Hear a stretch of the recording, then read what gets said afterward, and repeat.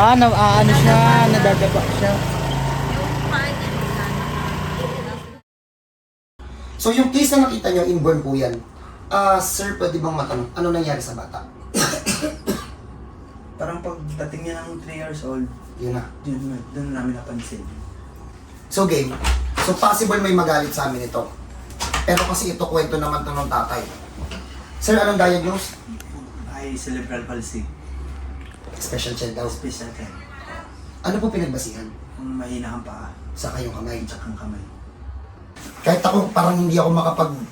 Alam mo yun, parang hirap maniwala na naayos namin to. Inborn to, madam.